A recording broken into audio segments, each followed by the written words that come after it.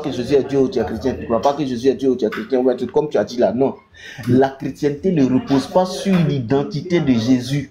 Est-ce que c'est le véritable Dieu qui est venu comme ça, ou bien l'expression fils de Dieu? Est-ce que vous l'avez compris? C'est pas sur ça, ça repose.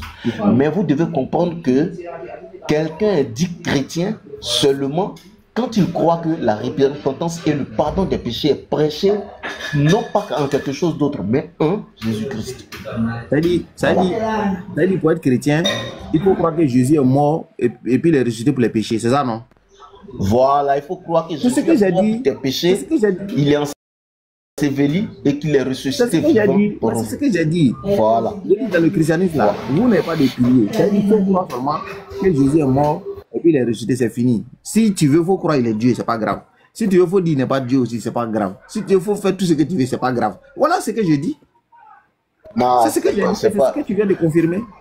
Non, faut pas dire que non, si tu veux, faut faire ça, si tu veux, faut faire ça. Non, tu crois ça.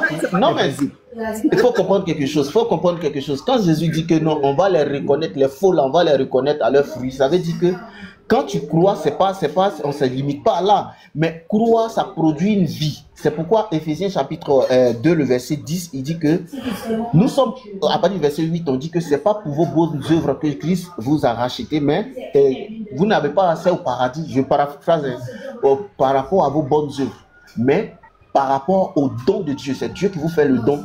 Et ce don-là, vous le saisissez par votre foi. Voilà, ça ne dépend pas de vos œuvres afin que personne ne se glorifie. Mais au verset 10, il est dit que Dieu nous a rachetés en Jésus-Christ pour des bonnes œuvres que Dieu lui-même a préparées d'avance afin que nous les pratiquions. Donc, la croyance en Jésus, le fait que croire que Jésus nous a expié nos péchés, ça doit produire une vie en nous. Bien entendu, ce n'est pas à partir du moment où on voit le changement que tu es chrétien, hein, mais on ne dit pas que tu crois tout ce que tu veux, tu crois ça, tu fais ça, tu fais ça, et tu es chrétien. Non, c'est pas ça. Oui, oui. Je donne deux exemples palpables. Voilà Ménard. Ménard croit que Jésus, là, il est Dieu. Est-ce qu'il est chrétien? Pas il croit que Jésus est mort pour lui. Est-ce qu'il est chrétien? Oui, Ménard est chrétien. D'accord. Voilà missionnaire.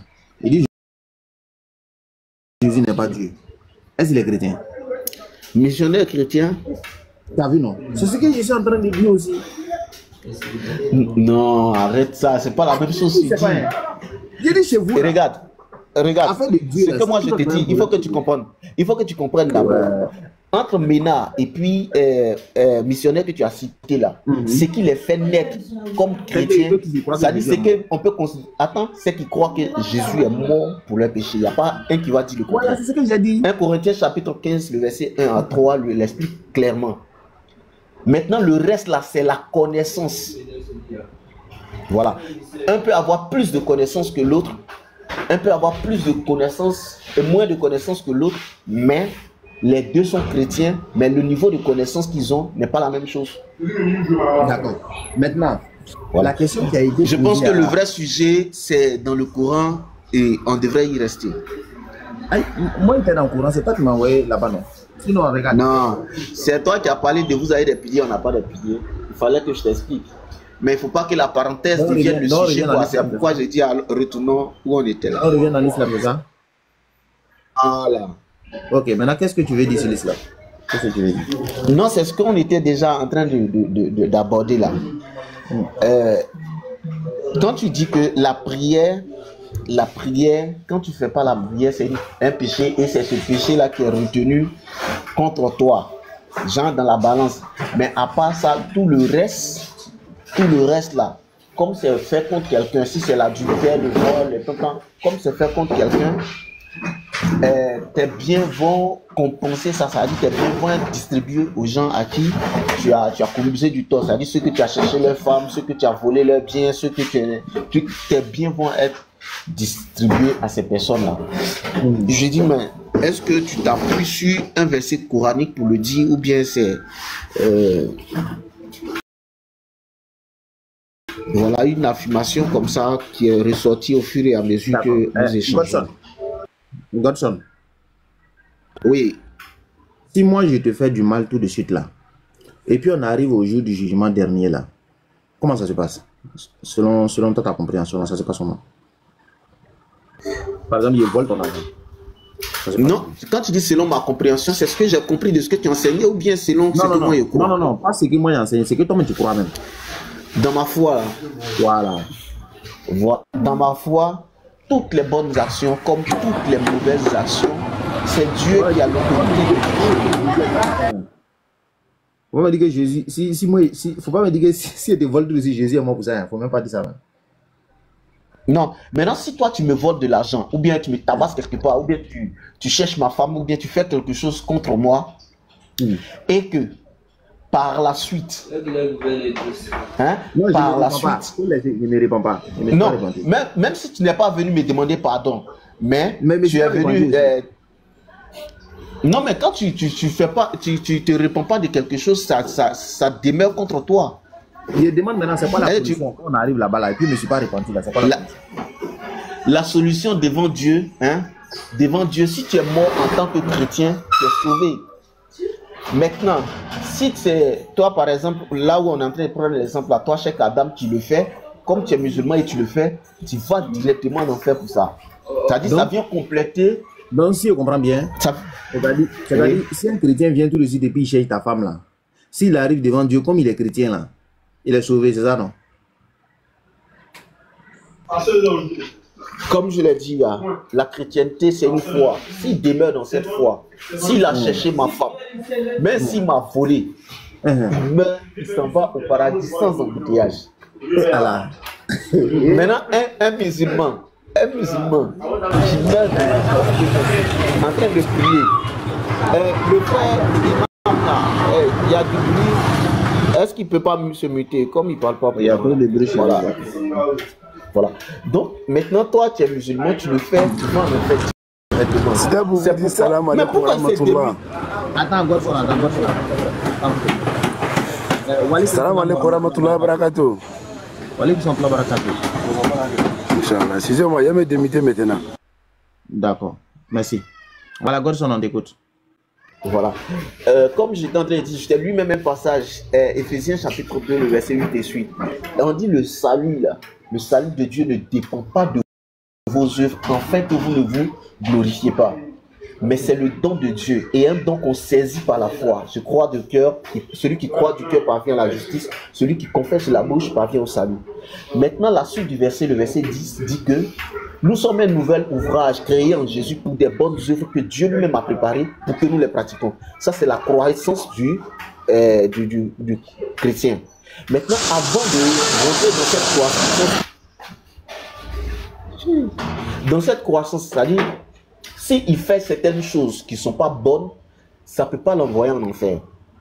Tu comprends un peu? Voilà, c'est-à-dire, sa vie de chrétien doit le conduire à produire des bonnes œuvres que Dieu a préparées pour qu'il les applique, comme le dit Éphésiens 2, le verset 8 et 10 que j'ai cité là. Mais avant qu'il arrive à cette étape-là, s'il fait des choses qui ne sont pas bonnes, ça ne peut pas l'envoyer en enfer. D'accord. Mais toi, par contre, comme tu n'es pas justifié par Christ et que tu cherches ta propre justice à travers des œuvres de justice que toi tu peux produire, si tes œuvres de justice là ne sont pas conséquentes, tu vas directement en enfer sans embouteillage. Ouais, non. Toi, tu ne vas pas te mettre dans ton paradis toi-même. Et puis, dans moi, je vais mettre en enfer encore. Toi, tu exagères. Non, je n'exagère pas, je pense que sinon, les écritures quand tu réponds, et puis chez nous, encore, toi, tu viens répondre. Pourquoi? C'est pas possible. Non, mais je profite pour saluer. Voilà. Je profite en même temps pour saluer Diabaté. Salam alaikum wa rahmatullahi wa barakatuh. Salam alaikum, Jenus. Wa alaikum salam wa rahmatullahi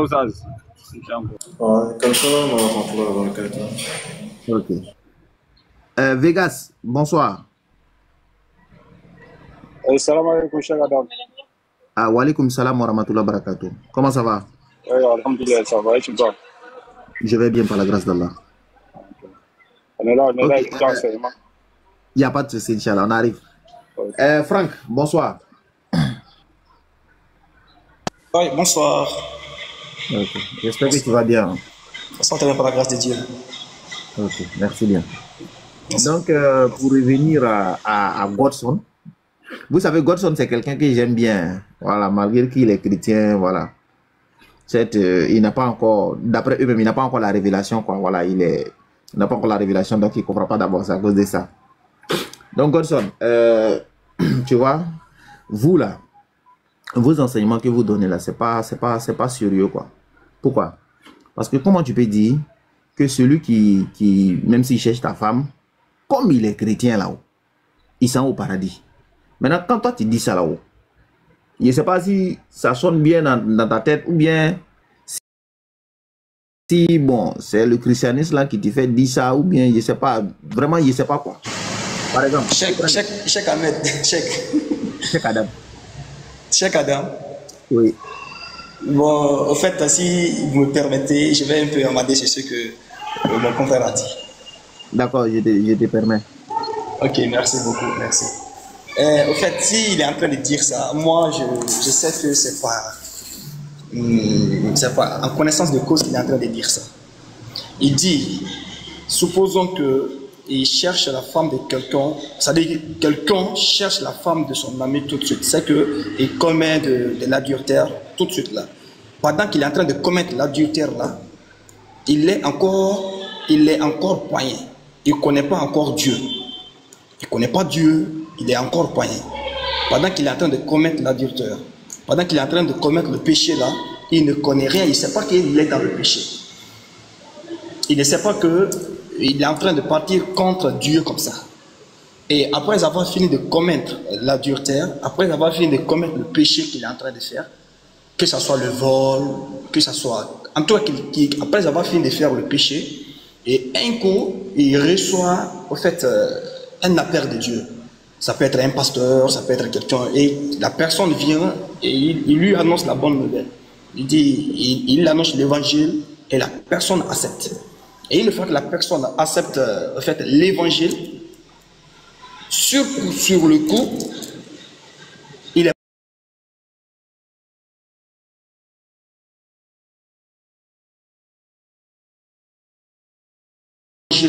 avec fermeté et il croit en ce qu'il est en train de faire, parce qu'il ne s'agit pas seulement de dire oui, je suis chrétien ou bien oui, je suis musulman. Mais quand tu es musulman ou chrétien, mais que tu sois conscient que ce que tu es en train de faire, tu le fais avec ton cœur. C'est-à-dire, je prends l'exemple sur les chrétiens, on ne devient pas chrétien par le nom. On ne devient pas chrétien par le nom, mais on devient chrétien avec tout son cœur. Tu es chrétien avec tout ton cœur, alors tous tes péchés sont pardonnés.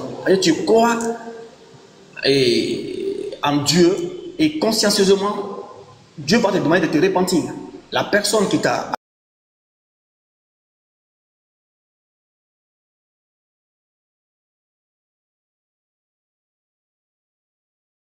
tout ce que tu as fait comme mal, alors si tu te repens de tout ça, Dieu est juste pour te pardonner.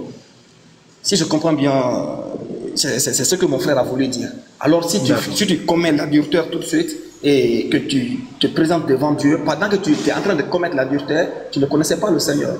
Mais après avoir fini de commettre l'adultère et on t'annonce l'évangile, tu acceptes l'évangile, alors Dieu est fidèle et juste pour te pardonner. D'accord. En fait, j'ai bien écouté ton explication. Hein. Voilà, ton explication fait très bien.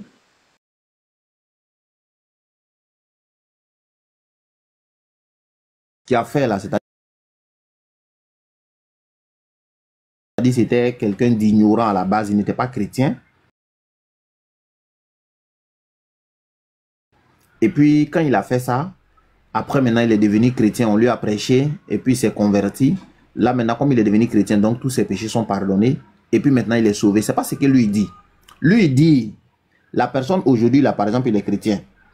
Maintenant il s'en va chercher lui sa femme.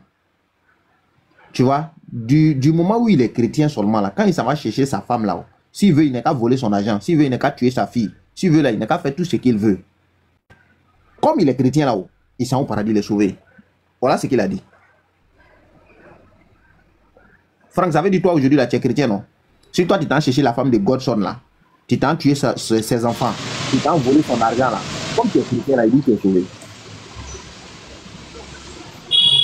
Ok, en fait. Je le laisse parler. Oui, je le laisse parler. Je le laisse parler. Il veut parler. Godson, ouais, Cheikh Adam. Écoute, oui, effectivement, tu m'as bien résumé parce que c'est ce que j'ai dit. Je te dis, mais je te comprends trop. Tu es mon enfant. Il dit, tu es mon enfant. Et il ne faut pas oublier le programme là. J'ai dit que j'allais passer te voir là. Pour aller te chicoter à domicile là. Pour venir, on est à Gesco, voilà. Donc, tout ce que je dis, c'est quoi? C'est que la chrétienté, la justification par la foi chrétienne ne repose pas sur nos actes de justice. Et Éphésiens 2:8 le dit clairement. C'est pas parce qu'on produit des actes de justice qu'on est justifié devant Dieu. Mais parce qu'on est justifié par, comment on appelle ça? Par Dieu. Non, parce qu'on est déjà justifié par Dieu, on produit maintenant les actes de justice. Est-ce que tu comprends un peu la nuance? C'est que c'est pas les actes de justice qui font de nous enfants de Dieu. Dieu est clair là-dessus. Tite 2 le dit, Éphésiens 2 le dit, 1 Corinthiens 15 le dit, pratiquement c'est omniprésent partout dans la Bible. C'est pas parce qu'on produit des actes de justice qu'on est justifié par Dieu. Dieu nous justifie à cause de sa miséricorde. C'est pourquoi l'évangile, qui veut dire très bonne nouvelle, l'évangile, on appelle ça le ministère de la grâce, c'est-à-dire la faveur de Dieu. 1 Pierre, chapitre 1, le verset 10, Pierre l'explique aussi. Donc, maintenant, est-ce que Dieu nous sauve du péché pour qu'on pratique le péché? C'est pas ce que je dis. Dieu ne nous sauve pas du péché pour que nous pratiquions le péché. Mais ce que je dis, c'est que bien qu'on soit chrétien, il peut arriver des fois où on tombe à cause de la convoitise de la chair. Il peut arriver que tu commettes un péché. Ça peut être même un vol, ça peut être même la femme de quelqu'un, ça peut être n'importe quel péché. Il peut arriver que bien que tu sois converti, chrétien, tu commettes un péché. Mais ce péché-là, c'est pas ce à quoi Dieu t'appelle, mais ça ne va pas t'envoyer en enfer. C'est impossible que ça t'envoie en enfer. Parce que le moyen par lequel tu es sauvé, c'est le moyen de la foi en l'œuvre de Christ. Et ce n'est pas quelque chose d'autre. Voilà. Maintenant, ce que le frère a expliqué là, ce que moi j'ai pu comprendre dedans, c'est que effectivement cette foi en Jésus là produit une vie. C'est ce que même Éphésiens 2:10 l'a dit. Il dit, nous avons été créés en Jésus pour des bonnes œuvres que Dieu a préparées afin que nous les pratiquions. C'est-à-dire notre finalité, c'est vers quoi on est orienté, c'est de produire des envoyés en enfer. Parce qu'il a le sceau de Dieu sur lui. Comme le dit Éphésiens chapitre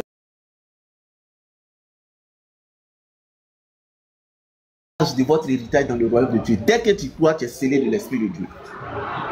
Maintenant, dans ta marche avec l'Esprit, si tu tombes, tu commets un péché, tu cherches femme de quelqu'un, tu voles quelqu'un, tu ne peux pas aller en enfer pour ça. Voilà ce que j'ai dit. Merci bien. Donc, Franck, qu'est-ce que tu en penses? Oh oui, vous-même, vous avez bien suivi ces explications. Vous avez bien suivi ces explications. Et il est à comprendre que étant dans la chair humaine, il peut y arriver que tu tombes. Mais une fois que tu tombes et tu reconnais que tu as chuté et tu te répands. C'est pas ce qu'il a dit. Mais c'est ce qu'il dit là. C'est la même chose qu'il dit. C'est clair. Si tu ne le laisses pas finir, comment tu vas comprendre l'explication? Lui, toujours, il essaie de changer ce que tu as dit là. Ah, chèque.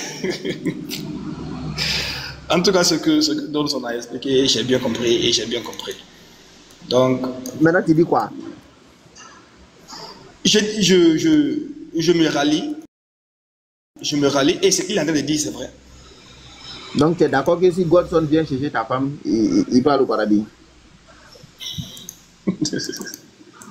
Et Cheikh Adam, ne parle pas comme si, d'après ce que je dis, non, ne parle pas comme si, d'après ce que je dis, la motivation, c'est que Christ nous a sauvés, allons faire ce qu'on veut. Gordon, C'est pas ce que je dis. Gordon, Oui. Gordon. Salam alaikum. Oui, André, C'est que, Oui, frère Diabaté. Suivez s'il vous plaît. Suivez s'il vous plaît. Franck. Échec. Franck, non, Oui. Franck vient, 30 secondes. Gordon dit, Ok. en réalité, le chrétien n'a pas besoin de repentance, même s'il a péché là. Il va au paradis. C'est ce que Gordon est en train de dire, en gros. Alors que toi, tu dis, le chrétien peut se repentir. Voilà, il n'y a plus de problème. Alors que toi, tu dis, si un chrétien pêche là, le chrétien doit se repentir. Gordon ne dit pas la même chose que toi. Donc voilà le problème, quoi. Frère Diabaté, au risque de déformer ce que je dis, comme je suis là, tu peux dire que non, de répéter ce que j'ai dit. Quand on prend 1 Jean chapitre 1 Jean, je crois, chapitre 2 ou 3, Jean dit que il y a des péchés que vous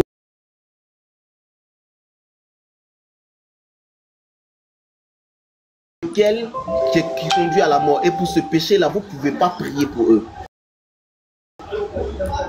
Tu comprends un peu?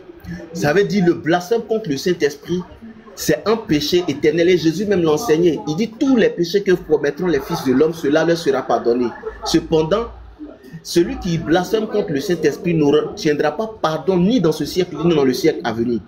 Donc, dans la foi chrétienne, notre justification, ce qui nous donne le ciel, c'est l'œuvre de Jésus-Christ. Sa mort, sa crucifixion, sa résurrection, c'est ce qui nous donne la vie, accès au paradis, selon les Écritures.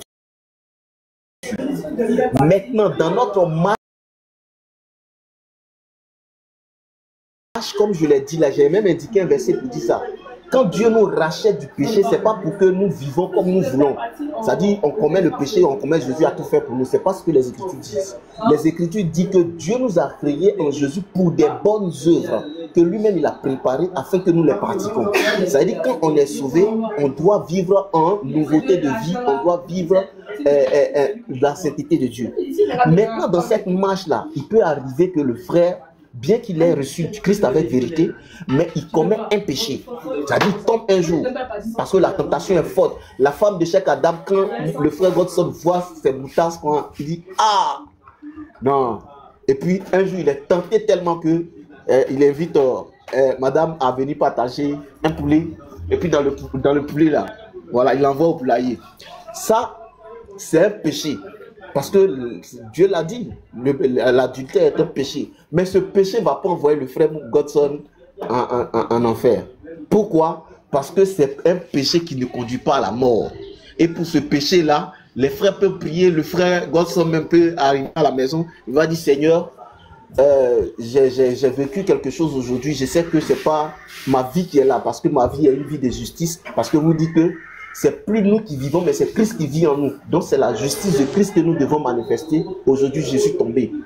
Voilà, je suis tombé, mais ton amour est plus grand que ça. Si tu n'as pas fait ça, tu as fait ça, à partir du moment où tu es chrétien seulement là. Puisque le principe du salut là, et selon Romains chapitre 10, le verset 17 et suite, il dit, celui qui croit du cœur, il parvient à la justice, celui qui confesse de la bouche parvient au salut. Donc, ça n'a rien à voir avec ce que tu as fait. Y a pas de souci. Donc du coup, que tu as confessé, waouh, direction chez notre papa, c'est la bonne équipe. Cheikh Adam, oui. Tu as compris ce qu'il a dit là? Oui, j'ai bien compris. Il dit si cherche ta femme là-haut, même s'il vient à demander pardon, s'il ne demande pas pardon, direction au paradis. Tu dis quoi? Mais attends, mais on ne devient pas chrétien pour pécher. On ne devient pas chrétien pour pécher. On n'est pas justifié, c'est-à-dire on n'est pas pardonné pour aller pécher. On ne devient pas chrétien pour aller pécher. D'abord, quand on est chrétien, on connaît les bonnes choses, on connaît ce qu'on doit faire. Bon, ok, ça on est d'accord. Quand on est chrétien, il faut connaître les bonnes choses. Ok, maintenant si lui il fait là-haut, il dit si lui il fait là, il n'y a rien. Toi tu dis quoi? Cheikh Adam, aujourd'hui tu as dit que c'est une journée où tu parles de l'islam.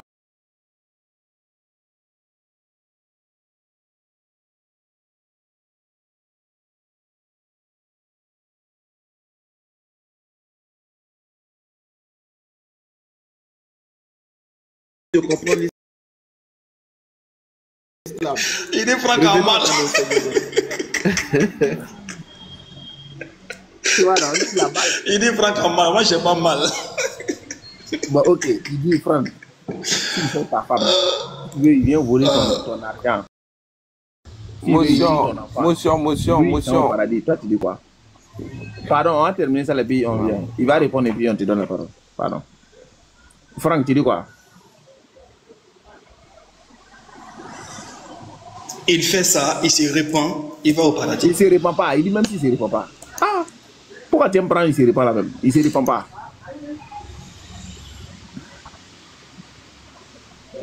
Il a donné les versets qui corroborent ça à ses explications. Donc, on laisse tomber. Passons sur autre chose. Donc, si cherche ta femme, il ne se répand pas.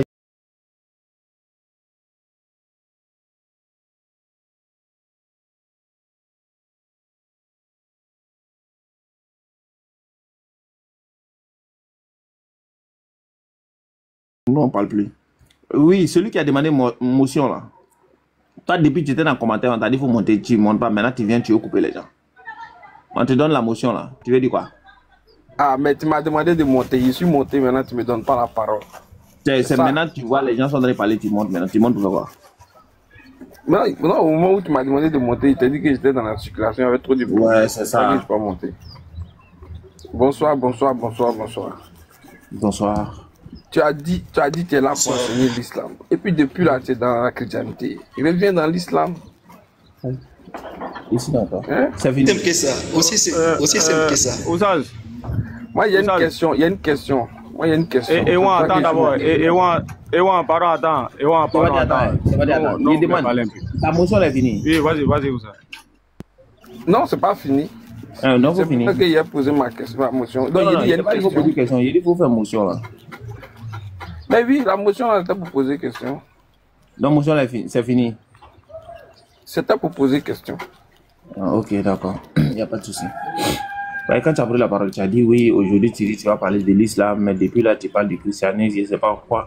Bon, déjà, je ne sais pas si j'ai lancé le live, ça fait combien de temps? Ça fait 1h47 minutes que j'ai lancé le live. Godson peut te dire qu'on a commencé à parler du christianisme il n'y a pas trop longtemps. Mais voilà, moi-même, j'étais là quand tu as lancé. Voilà. Quand il a commencé, tu n'étais pas là. Depuis que tu as lancé, j'étais là. C'est pas Pourquoi? vrai. Faut regarder. Quand il a commencé l'introduction, tu étais là. Il faut regarder. Quand moi, je venais, il n'y avait même pas encore 7. Je pense qu'il y avait 7 ou 8 personnes sur le panel. Il ne parle pas de ça. Il l'a trouvé. Hein. Oui, il a trouvé. Moi, j'étais là quand tu as lancé net, j'étais là.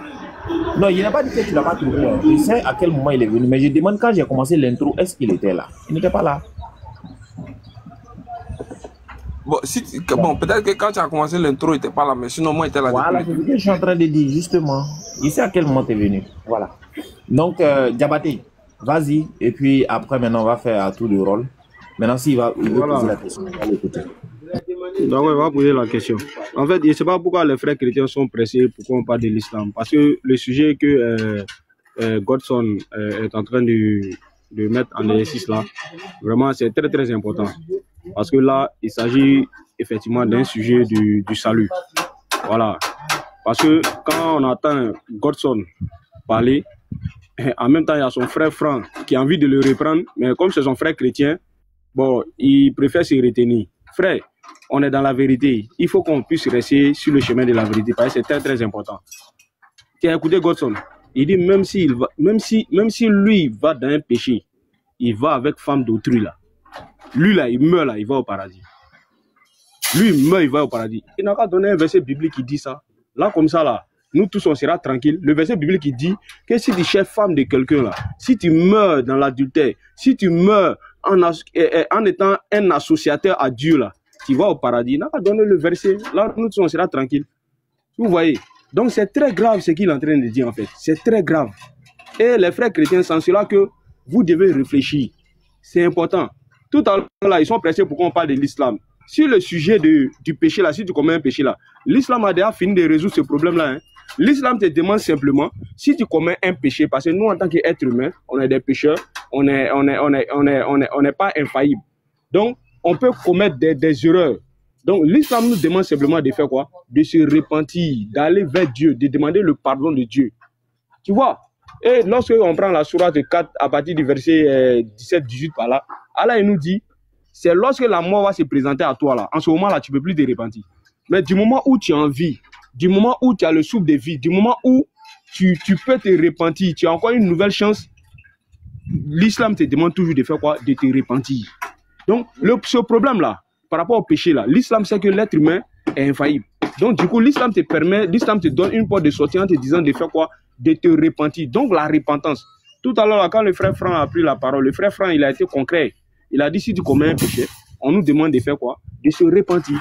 Mais chose que Godson est en train de contredire. Parce que Godson nous fait savoir que Dieu aurait amené quelqu'un pour venir mourir. Cette personne-là a pris le péché de tout le monde. Donc, en cela que le chrétien peut aller chercher femme d'autrui. Le chrétien peut aller faire du n'importe quoi. Ce chrétien-là est sauvé parce qu'il y a quelqu'un qui est venu prendre les péchés pour partir.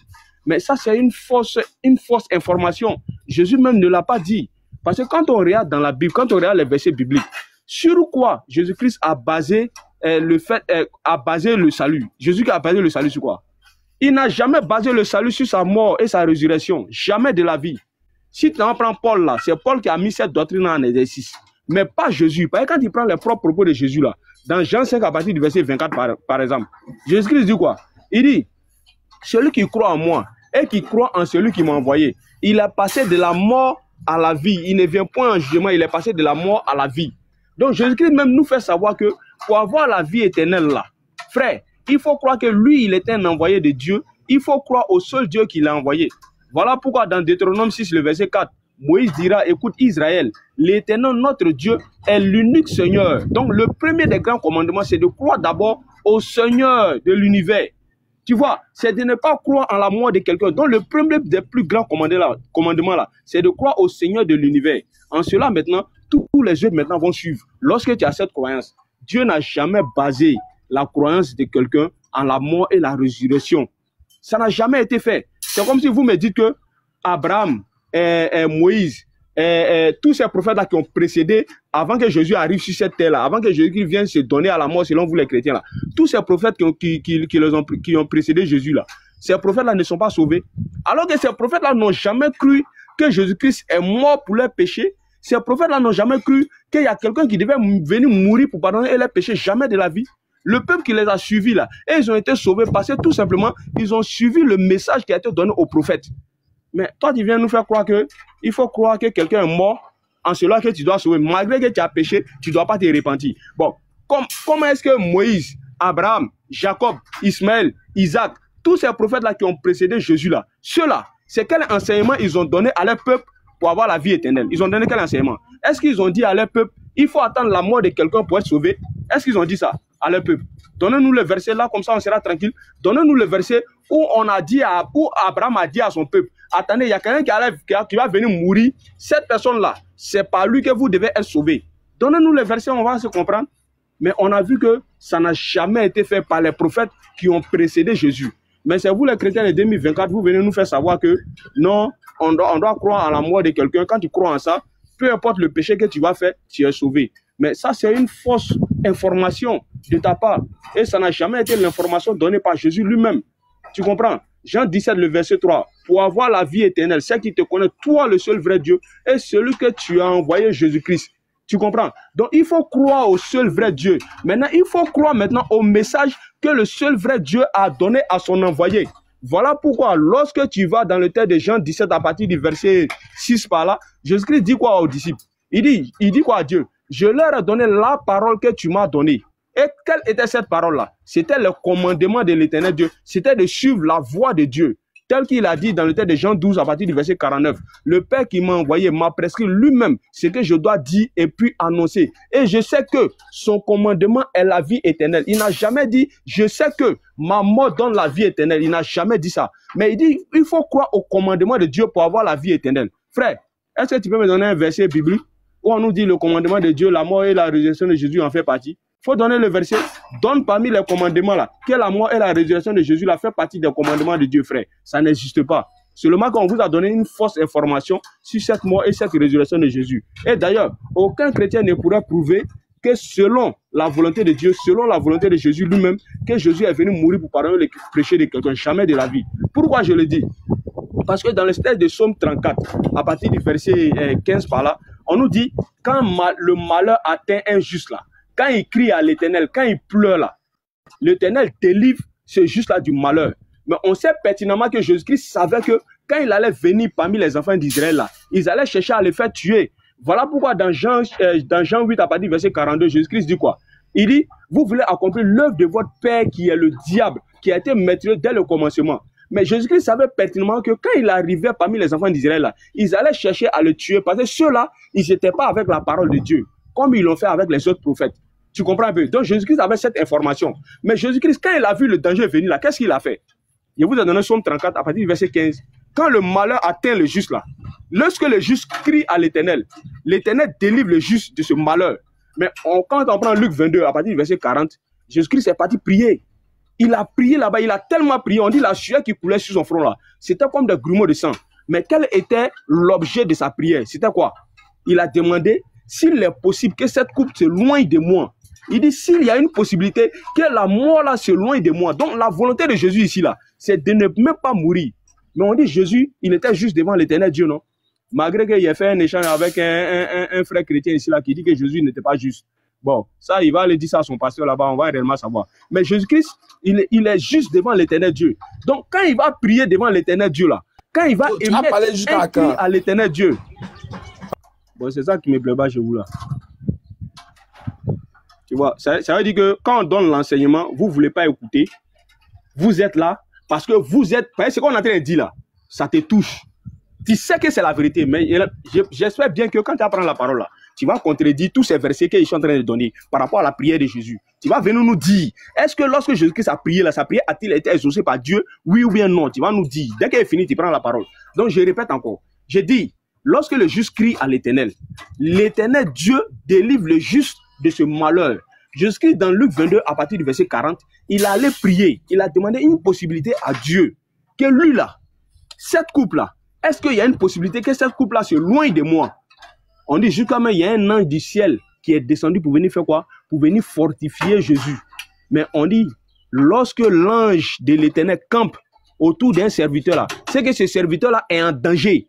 Ah, donc Jésus-Christ était en danger de mort. Il n'était pas en danger pour le salut, hein, mais il était en danger de mort. On voulait le tuer. Dieu a envoyé un ange pour venir fortifier Jésus.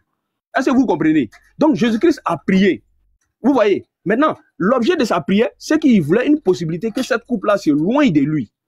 Mais dans Jean 11, à partir du verset 42, Jésus-Christ a dit quoi à Dieu? Lorsqu'il voulait ressusciter Lazare, il dit, Père, s'il est possible, Père, pour moi, je sais que tu m'exauces toujours. Jésus-Christ est toujours exaucé.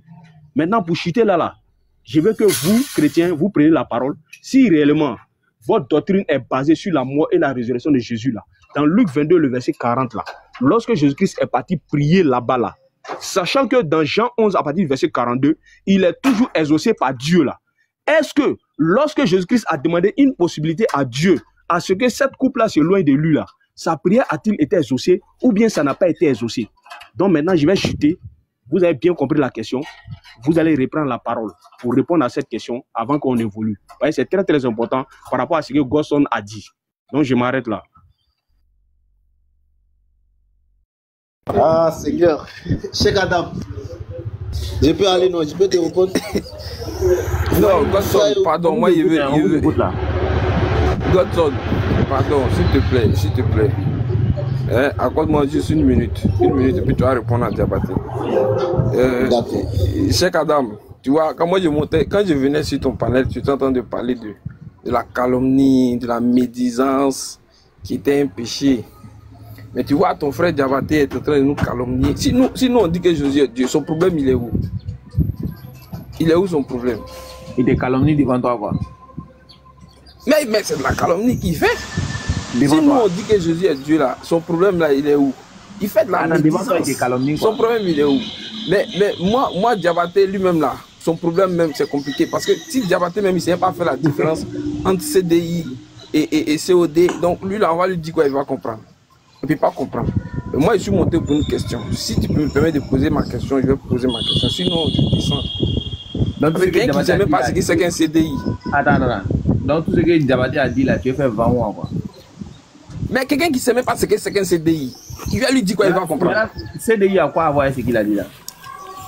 Mais quelqu'un même qui ne connaît pas un CDI, on va lui dire quoi dans ça là et puis lui il va comprendre. Non, mais il va pas comprendre. Il demande ça a quoi? Oui, toi faut dire, même s'il n'a pas compris. Ça a tout à... Non, nous on peut comprendre. Lui il peut pas comprendre, mais nous on peut comprendre. Donc pardon, faut expliquer à la façon. Nous on peut comprendre. Mais vous m'imitez pourquoi? Vous m'imitez pourquoi? Il a parlé pendant plus de 7 minutes. Il a parlé pendant plus de 7 minutes. Vous l'avez pas imité. Vous m'imitez pourquoi? Mais pour l'instant, toi tu parles pas, tu sais ça non? Tu fais bruit seulement, tu parles pas. Mais si j'ai parlé, j'ai dit que moi je suis venu pour une question. Si vous me permettez de poser ma question, je pose. Dans le cas contraire, moi je descends. Parce que moi je trouve que c'est inutile d'expliquer quelque chose à quelqu'un qui ne sait même pas faire la différence entre un CDI et un COD. Il ne peut pas faire la différence. Lui, on va lui expliquer quoi? Pour nous tous. Il faut expliquer, nous on peut comprendre. Non. Mais c'est lui qui a posé la question. C'est lui qui a... Toi, tu étais là, tu étais en train de prêcher. Toi, tu prêchais. Tu étais en train de prêcher la calomnie et la médisance. C'était un péché. La question là, il a posé là, c'est pas pour toi. Est-ce que la question qu'il a posée là, a un rapport avec le prêche que tu es en train de faire? C'est pour nous tous. Mais est-ce que ça a un rapport avec ce que tu es en train de prêcher? Oui, c'est un rapport, Où est le rapport? Donne-moi le rapport. La médisance et puis la calomnie, les péchés qui sont... C'est qu'on ne doit pas calomnier. Vous dites que Jésus est mort alors que Dieu ne laisse pas les méchants mourir. Donc vous êtes en train de calomnier. Donc ça a un rapport. Mais sinon on dit, c'est vous qui calomniez. Sinon on dit Jésus est mort là. Votre problème là. Sinon on dit Jésus est Dieu là. Votre problème il est où? Notre problème c'est ça. Pourquoi ça vous fait mal que nous on dise que Jésus est Dieu? Ça nous fait pas mal. Nous on veut que tu nous dises seulement. Ça vous regarde en quoi? Ça vous regarde en quoi? Sinon on dit que Jésus est Dieu. En quoi est-ce que ça vous gêne? Vraiment tu as raison. Maintenant est-ce que tu peux répondre à la question là, pardon? Il a dit si c'est pour Diabaté, il ne peut pas répondre. Mais si je peux poser ma question, parce que lui, il ne sait pas faire la différence entre un CDI et un COD. Donc tu ne réponds pas? Oui, mais est-ce que je peux poser ma question? Tu ne réponds pas? Mais quelqu'un même qui ne sait même pas faire la différence entre un CDI et un COD, comment je vais le... Voilà. Frère Ehouma. Oui. Il faut poser ta question. Voilà, moi je suis venu poser la question sur l'adoption en islam. C'est pour ça que je suis monté. Je veux comprendre la sourate Al-Zab, le verset 4 à 5. Là. Je veux que tu m'expliques. Voilà, nous aussi on ne te répond pas. Ah, bon, d'accord. Voilà, on ne te répond pas. Parce que toi aussi là, tu poses des questions, ça te regarde. Si on parle d'adoption à l'islam là, c'est son où qui te regarde? Oui, ça me regarde. Tu n'as pas vu mon nom là. Tu es musulman? Faut regarder mon nom là. Est-ce que tu es musulman? Mais regarde mon nom.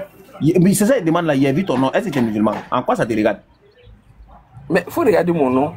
C'est parce que ça me regarde que j'ai posé la question. Toi, tu passes à la télé ou bien?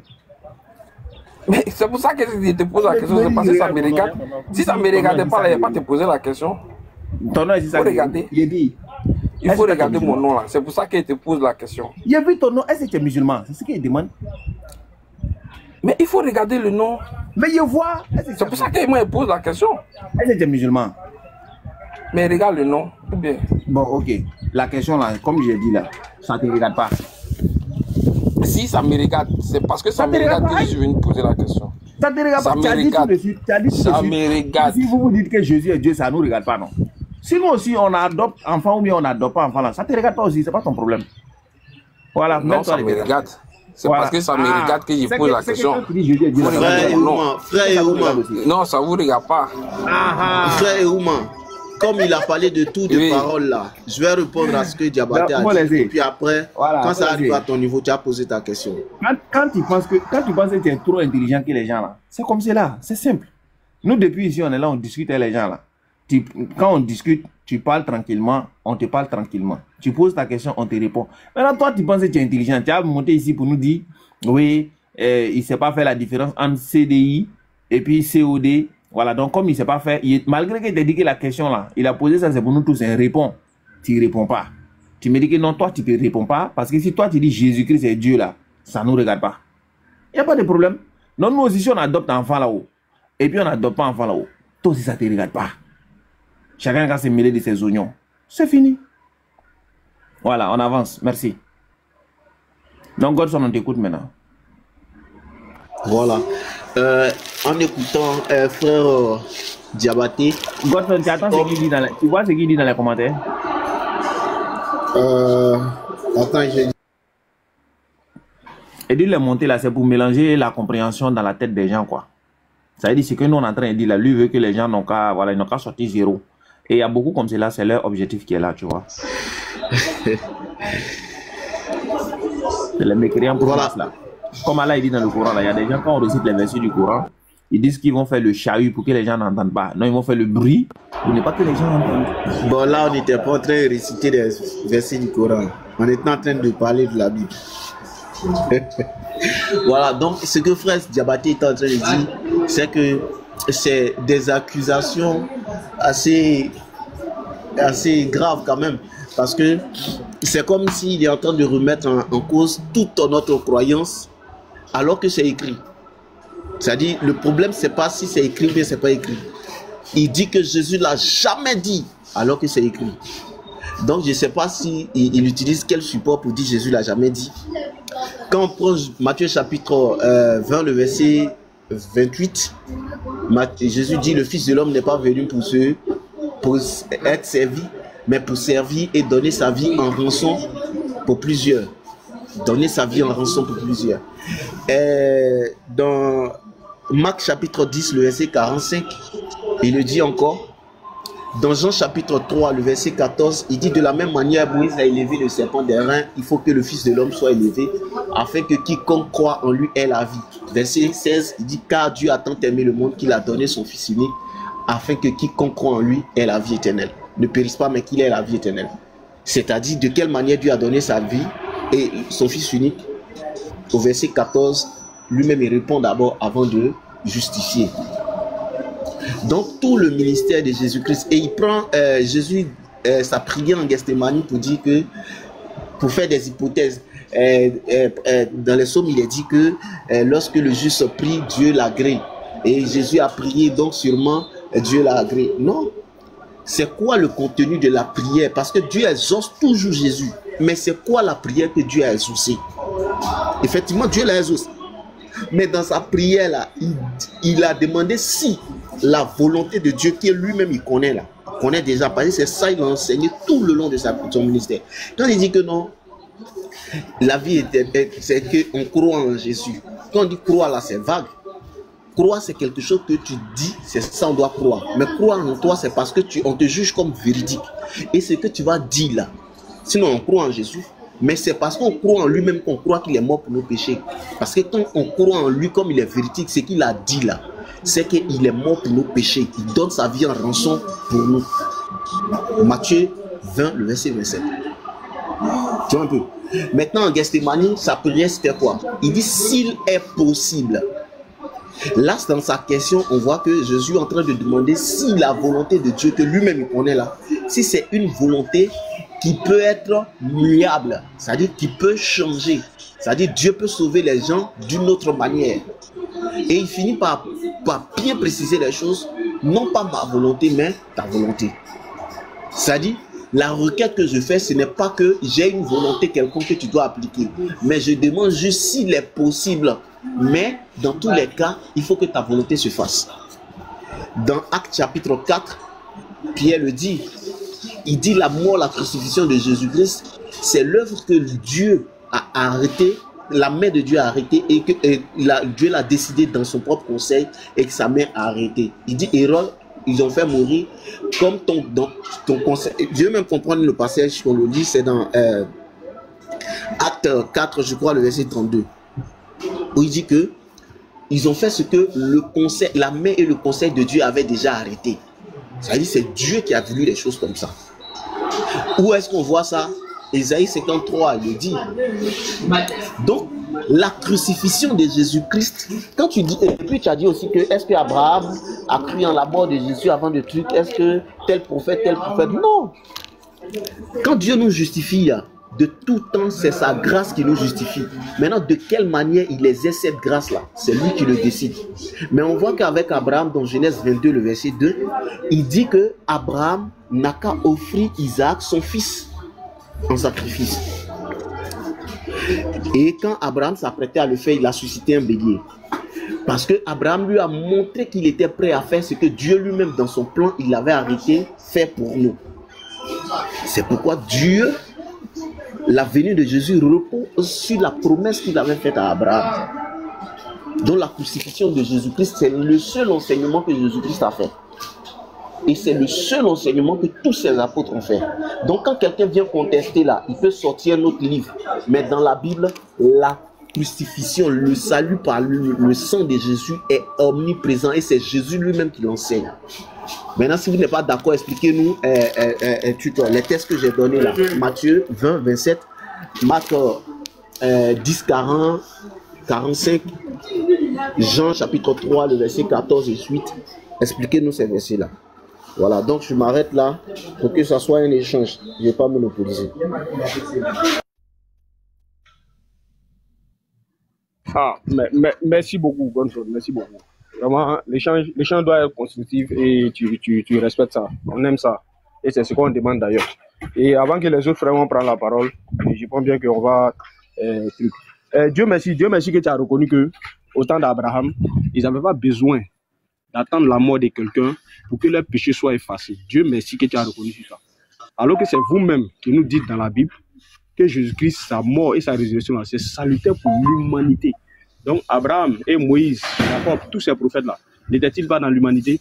N'étaient-ils pas ceux-là même que Dieu a créés pour les envoyer à l'existence? Frère, Jésus est mort pour quel péché exactement? Est-ce pour le péché que Adam aurait commis? Frère, tu viens d'avouer que Abraham n'avait pas besoin de ça. Tu viens d'avouer ça. Dieu merci, frère. Et c'est ce que j'attends de vous. Tu comprends un peu? Donc ça vous dit en réalité, Jésus-Christ n'est pas venu pour mourir. Sa mort n'a jamais été salutaire pour l'humanité. Et tu l'as avoué. Et c'est clair. Et d'ailleurs, tout à l'heure, là, moi, j'étais mis face à l'évidence. Il y a l'impression que tu as fui l'évidence. Je t'ai dit, Jésus-Christ a fait une prière. Il allait demander pardon à Dieu. Sa prière, là, a-t-il été accepté, oui ou bien non?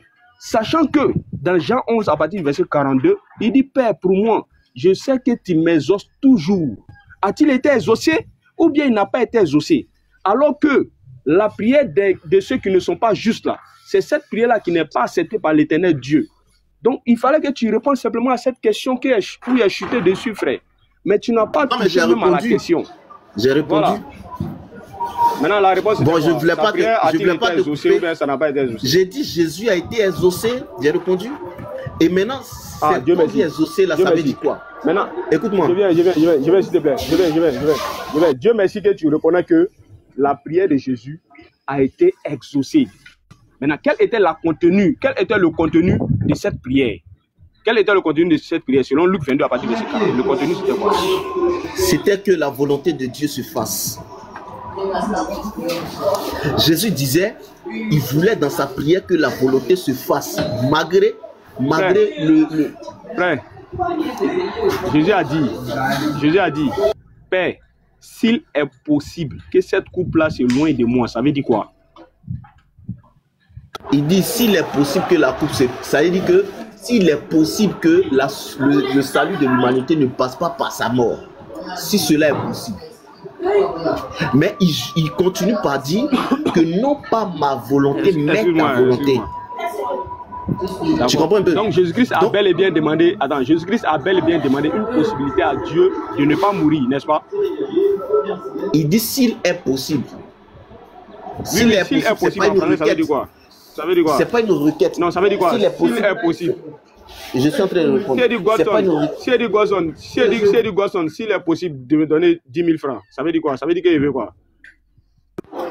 Quand tu dis que s'il est possible de donner l'argent peut-être que je te dois, maintenant, non pas ta volonté, mais ma volonté. Tu me dois pas. Tu me dois pas.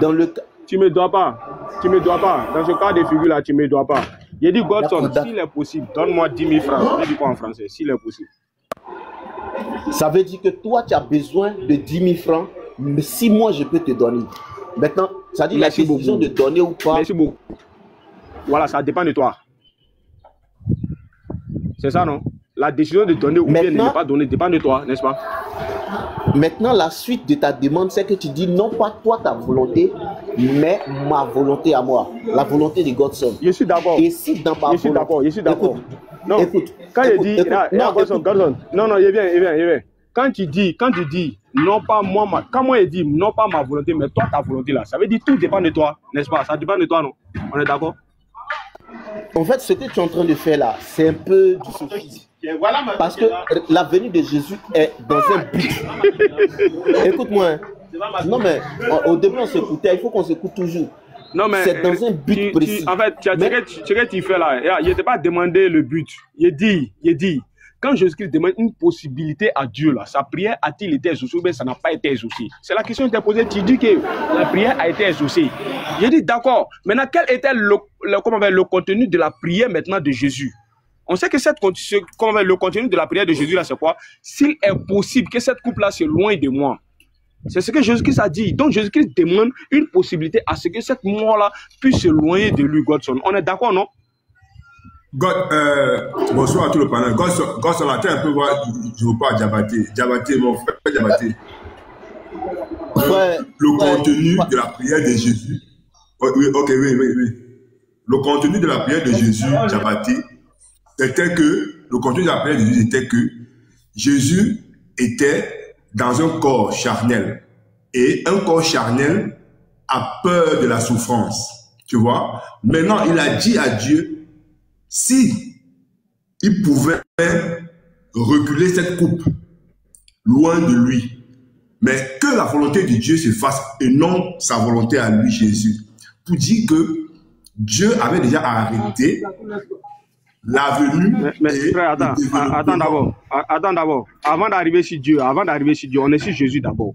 Est-ce que Jésus-Christ a demandé une possibilité qu'il ne veut pas mourir? Il a demandé une possibilité. Voilà, maintenant cette possibilité-là, c'est quoi? Qu'il ne veut pas mourir, n'est-ce pas? Oui, cette possibilité était que Dieu éloigne. Éloigner veut dire soit changer la manière dont l'humanité doit être sauvée. Parce que pour que l'humanité doit être sauvée, il faut que Jésus devait mourir et revenir à la vie. D'accord, attends d'abord. Vous avez répondu que la prière de Jésus, là, c'est demander une possibilité à Dieu qui ne meurt pas. Vous avez déjà répondu à ça. Voilà.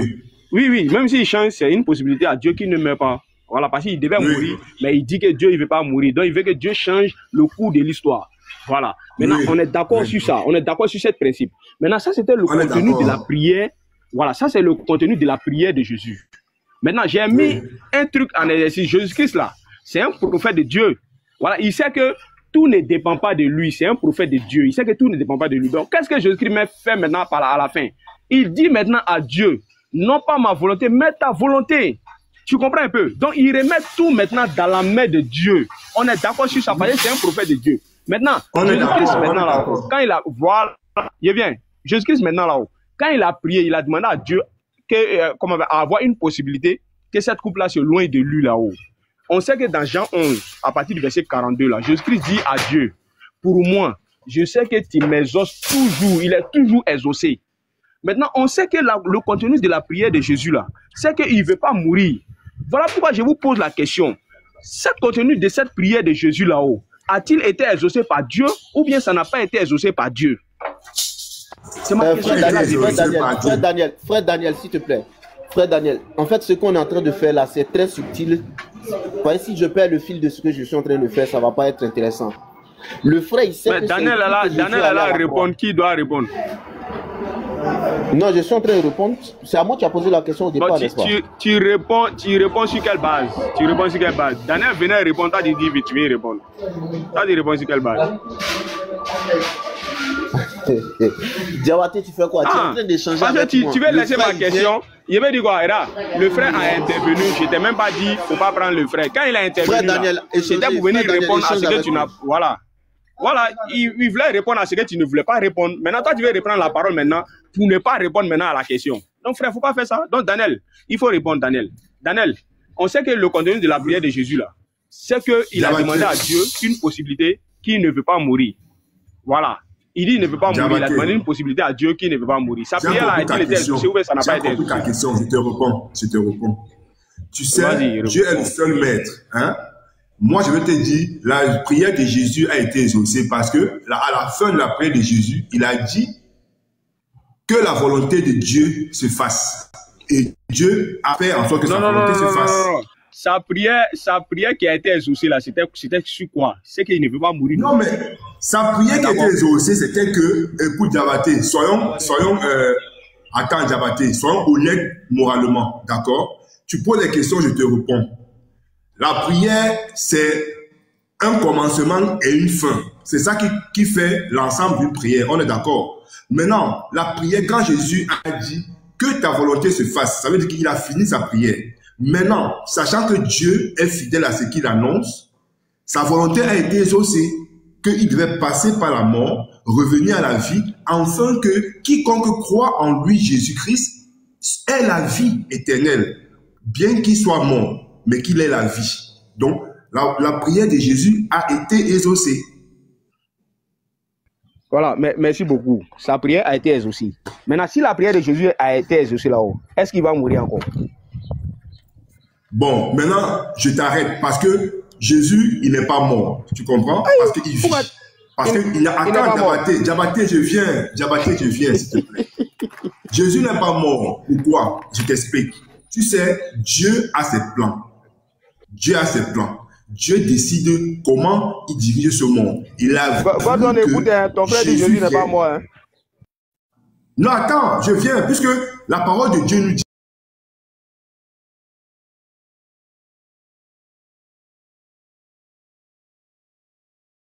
Tu dis quoi? Il n'a pas compris. Oui, je te pose la question. Si on te dit que quelqu'un est mort et il est revenu à la vie, est-ce qu'il est mort? Attends d'abord. Et tu connais le sujet dans lequel on se trouve? Non, attends, je prends ma question, Diabaté. Il est revenu à la vie. Diabaté, oui, il est mort. Si on dit que quelqu'un est mort et puis il est revenu à la vie, il est mort, oui. Donc, tu veux dire que si quelqu'un meurt, il revient à la vie, il est toujours mort? Non, est-ce qu'il n'est pas mort? Est-ce qu'il n'est pas mort avant de revenir à la vie? Mais puisqu'il vit encore, il n'est pas, ça veut dire qu'il n'est pas mort. Non, mais il a goûté à la mort quand même. Il a goûté à la mort quand même. Ou bien? Reprends la question, il ne faut pas tourner sur les mots. Et c'est ce que... Ah, mais il était répondu. Non. Actuellement, là, tu peux dire que cette personne-là... Écoute-moi, s'il te plaît, pardon. Actuellement, là, tu peux dire que cette personne-là vit. Mais ça n'omet pas le fait que cette personne-là a goûté à la mort avant de renaître. Ça a été la même chose comme dans le cas de Lazare. Lazare, il était mort, puis Jésus l'a ressuscité. On est d'accord, non? Donc, ça n'a rien à voir avec... Il est vivant. Daniel, il vient d'abord. Ça n'a rien à voir avec ce qu'on est en train de mettre en exercice ici pour le moment. Pour le moment ici, là, tu as reconnu que la prière de Jésus a été acceptée, a été agréée. Voilà pourquoi je te demande, si sa prière a été acceptée là, est-ce qu'il va arriver encore à la croix pour aller mourir? C'est ma question qui est là.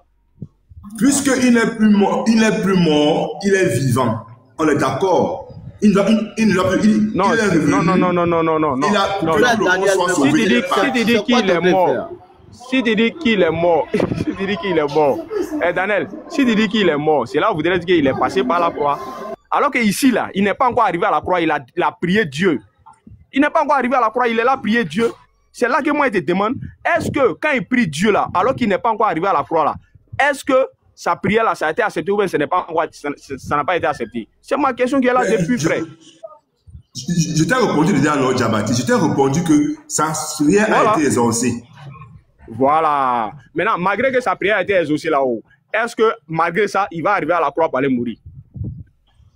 Mais puisque le plan de Dieu était qu'il arrive à la croix, et il a arrivé. Malgré que Jésus-Christ a prié, malgré qu'il a été exaucé, il a... Bien sûr, parce que c'était comme ça que Dieu a voulu que ça se passe. Ah, tu vois. Donc, cela démontre que la prière de Jésus-Christ n'a pas été agréée. Si, ça a été exaucé. Puisque, non, si ça a été exaucé. Tu peux pas dire, frère, tu peux pas dire que la prière a été exaucée. Malgré ça, écoute-moi, s'il te plaît, pardon, c'est de faire une demande. Tu ne peux pas dire que la prière de Jésus-Christ. Avant d'arriver sur ça, je viens, pardon. On est ici pour Jésus.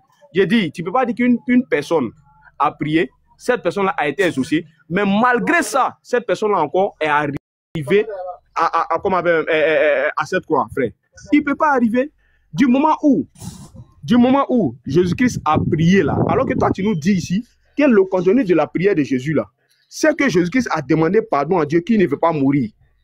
Mais en même temps, tu nous dis, malgré qu'il a prié, il est mort quand même, frère. Ça ne tient pas la route. Ça ne tient pas la route. Je te pose une question maintenant. C'est comme si tu es en train de me dire que sa prière n'a pas été exaucée. Diabaté, l'ensemble d'une prière, c'est quoi? L'ensemble d'une prière, c'est quoi? C'est quoi la prière? On fait une demande à Dieu, selon nos besoins.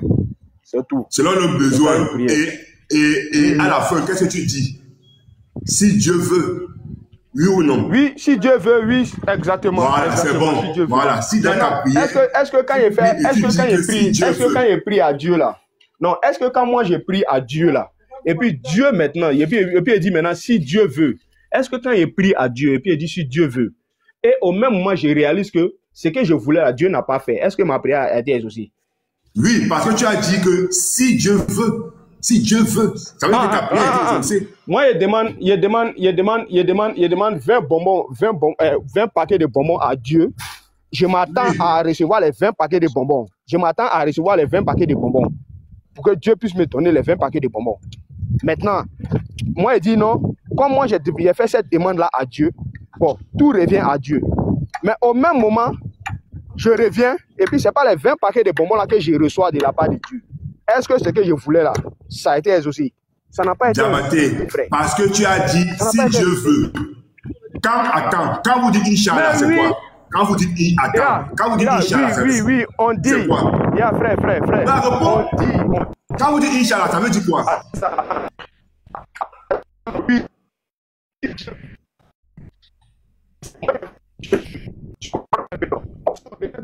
qui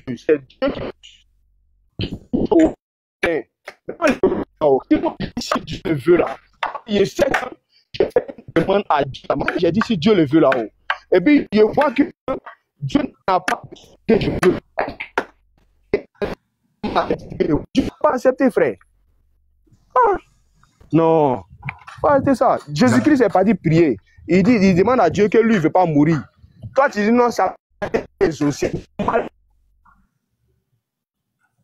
Diabaté, quand je te dis que sa prière a été exaucée, parce que quand un être humain prie, il dit toujours que la volonté de Dieu se fasse. Ça veut dire que si tu as demandé la voiture et que Dieu ne te donne pas la voiture, ça veut dire que tu as dit que ça dépend de Dieu. S'il ne te donne pas, ça veut dire qu'il a exaucé ta prière.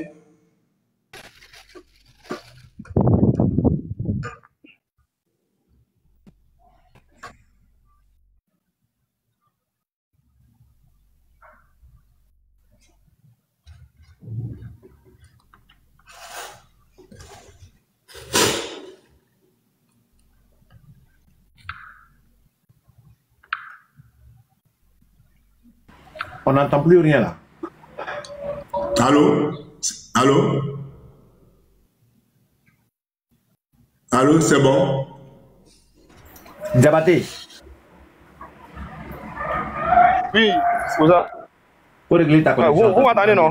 Est-ce que vous m'entendez? Ouais, c'est ma connexion là qui...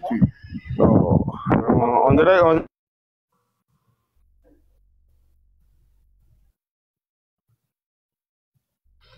que c'est déjà fini, il faut que je recharge ça.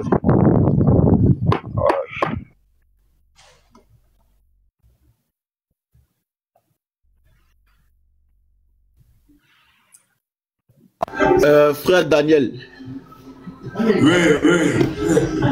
Oui, tu as vu, finalement, tu m'as coupé, mais ça a créé... Parce que ce que tu es en train de dire là, ça n'a rien à voir avec Inch'Allah.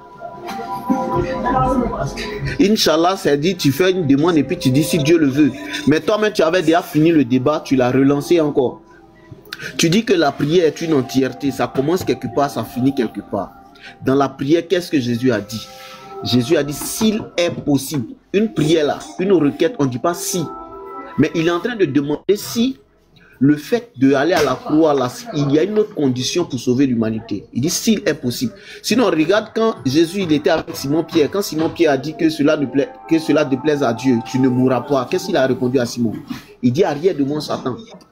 Parce que tes pensées ne sont pas les pensées de Dieu, mais celles des hommes. Parce qu'à ce moment précis, Simon s'opposait au fait que Christ meure.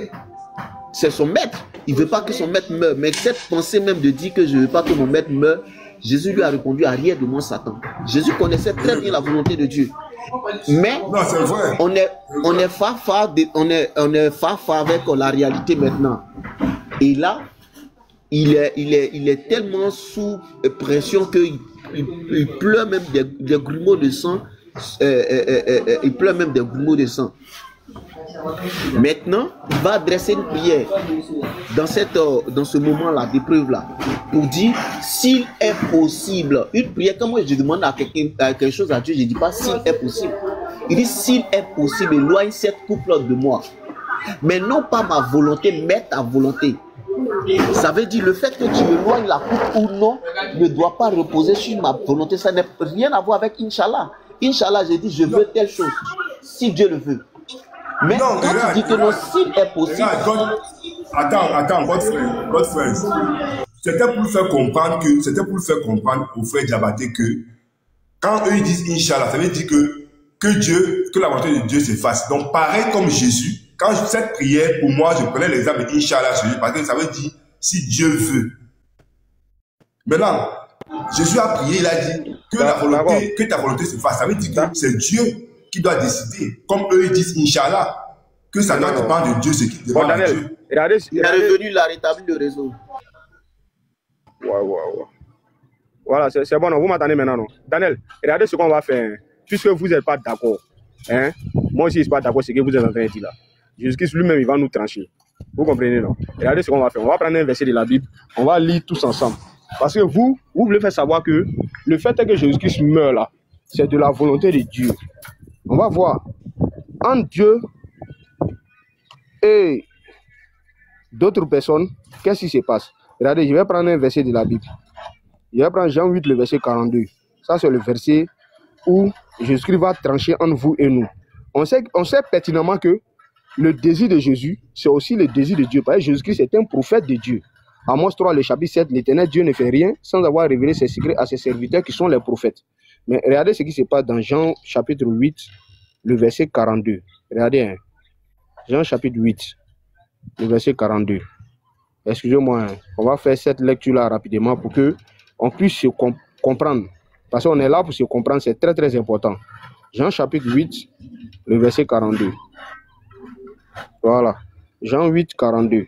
Regardez ce que Jésus-Christ dit, hein, concernant ceux qui veulent le tuer là. Regardez ce que Jésus-Christ dit. N'oubliez pas que dans la Bible, Jésus-Christ a dit Jérusalem, Jérusalem, toi qui tues sans cesse les prophètes qui te sont envoyés. Donc Jésus-Christ savait pertinemment qu'il allait passer par là. Il savait ça. Voilà pourquoi j'ai dit il est parti prier. Il a demandé pardon à Dieu et Dieu a agréé sa prière. Vous dites, malgré que sa prière a été agréée, mais malgré tout ça, il est arrivé à la croix. Regardez ce que Jésus-Christ dit. Jésus-Christ dit, dans Jean 8, le verset 42, je commence. Il dit, Jésus l'a dit, si Dieu était votre Père, vous m'aimeriez, car c'est de Dieu que je suis sorti et que je viens.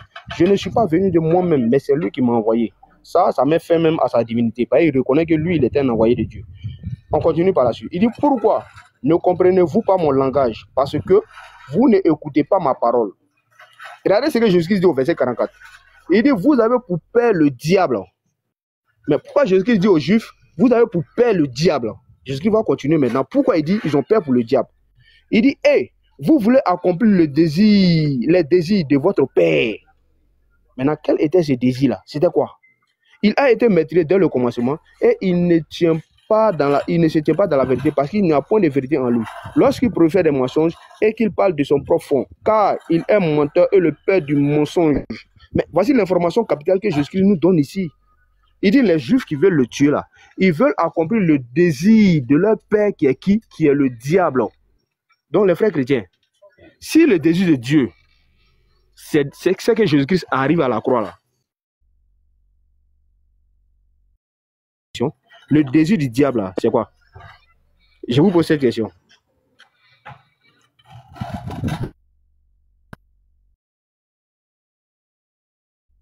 Voilà. Godson, je réponds. Bon, au nom à cause de l'évangile, je vais répondre parce que tout à l'heure, bon, je n'étais pas trop à l'aise avec tout. Voilà. Déjà, ce que le frère Diabaté fait, Il nie tout ce qui est écrit et il isole des versets pour pouvoir les interpréter comme il veut. Quand Jean voit Jésus dans Jean chapitre 1, le verset 29, il dit « Voici l'agneau de Dieu qui ôte le péché du monde ». Là, frère Diabaté nous dit cette déclaration de Jean-Baptiste est faux, lui, il n'en prend pas compte. Jésus lui-même, dans Jean chapitre 3, le verset 14, il dit que de la même manière, Moïse a élevé le serpent d'airain, il faut que lui soit élevé afin que quiconque croit en lui ait la vie. Le frère Diabaté dit que cette information est fausse, mais c'est l'information de Jean 8, 42 et suite là qui est vraie. Mais là-bas, encore, il est en train d'échanger avec les Juifs. La mort de Jésus-Christ comme sacrifice expiatoire doit se faire comme un sacrifice.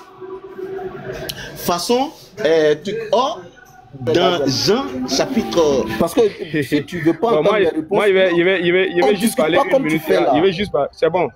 Non, c'est bon. Il va juste parler une minute. Il va laisser la parole aux autres frères qui sont montés. Ils vont faire...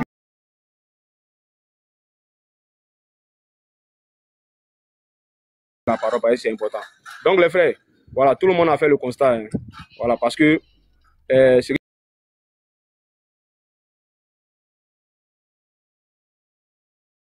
voilà, il est mort, il est ressuscité, ils ont écrit. Nous musulmans, quand on parle de la mort et la résurrection de Jésus là, on ne nie pas ça en première position.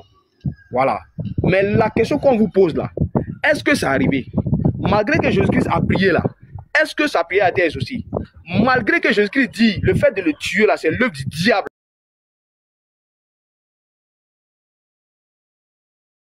Voilà notre situation. C'est dans votre Bible. Donc vous devez répondre. Jésus-Christ lui-même, il allait encore plus loin. C'est ce que vous ne savez pas. Il a pris l'exemple de Jonas. Il a pris l'exemple de Jonas. Il dit, de même que Jonas a fait 3 jours et 3 nuits dans le sein de la baleine là, le Fils de l'homme aussi fera la même chose dans le sein de la baleine. Mais on sait que lorsqu'on lit Jonas chapitre 2 à partir du verset 1er jusqu'au verset 7, on sait que Jonas n'était pas mort. Voilà pourquoi étant dans le ventre de la baleine, Jonas a prié. Il a émis une prière à Dieu. Dans le sein de quelque chose, étant mort, puis il va prier, frère. Il ne vit plus. À quel moment il va prier, frère?